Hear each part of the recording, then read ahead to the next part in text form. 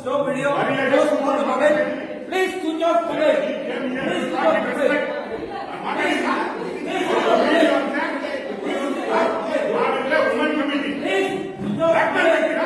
ನೀವು black mail ಮಾಡೋದು, ನೀವು ಬ್ಲಾಕ್ ಮೇಲ್ ಮಾಡೋದು.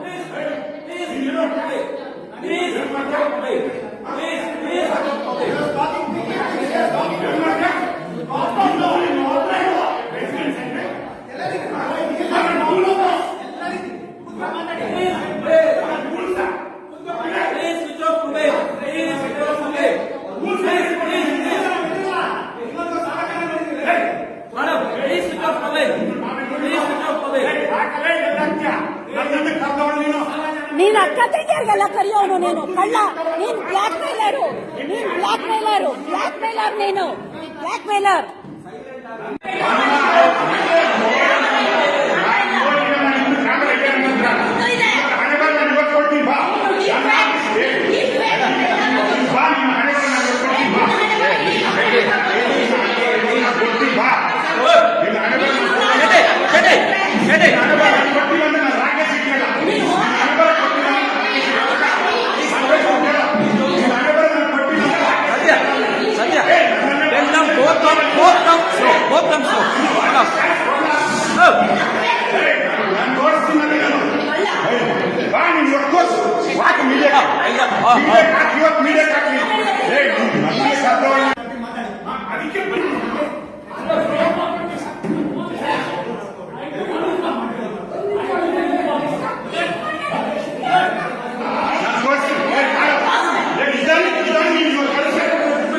ಮರ್ಯಾದೆ ಕೊಡಬೇಕು.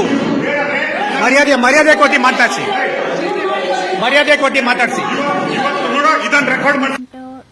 ಮತ್ತೆ ಗವರ್ಮೆಂಟ್ ಯಾರು ಹೆಲ್ಪಿಗೆ ಬರಲಿಲ್ಲ ಅಂದ್ರೆ ಇಲ್ಲಿರೋ ಹೆಣ್ಮಕ್ಳು ಎಲ್ಲರೂ ಸೂಸೈಡ್ ಮಾಡ್ಕೋಬೇಕು, ಇಲ್ಲ ಅಂದ್ರೆ ಮನೆ ಬಿಟ್ಟು ಹೋಗ್ಬೇಕು. ಅವನು ಒಬ್ಬನೇ ನಾನೇ ರಾಜ ಅಂತ ಎಲ್ಲ ಬಿಲ್ಡಿಂಗು ಇಟ್ಕೊಂಡ್ ಬಿಡ್ತಾನೆ ಅಷ್ಟೇ.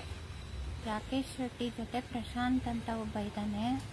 ಅವನು ಇಬ್ರು ಸೇರ್ಕೊಂಡು ತುಂಬಾ ಎಲ್ಲರಿಗೂ ತೊಂದರೆ ಕೊಡ್ತಾ ಇದ್ದಾರೆ. 10 ವರ್ಷದಿಂದ ಅವ್ರ ಮೇಂಟೆನೆನ್ಸು ಕಟ್ಟಿಲ್ಲ, ಮತ್ತೆ ಯಾರಿಗೂ AGM ಸರಿಯಾಗಿ ಮಾಡಿಲ್ಲ. ಅವರು ನಮಗೆ ಮಾಡಲ್ಲ ಅಂತ ಹೇಳ್ತಾರೆ.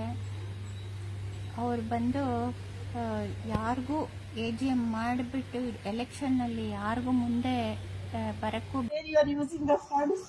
What we have taken over only 40 days. She is on asking me the funds. Why you where you the funds are using? You ask the 15 years they have not given the funds. He won't come here. He won't come. You call him. He won't come. If I call him, he will not come. No, we have appointed you as a committee. I have the full right to ask you where you are using the funds. Why you are not doing this? Why you are not doing that? Acha, there is an AGM, there is a mail. Tell him to send a mail. Why is he coming and wasting your time here?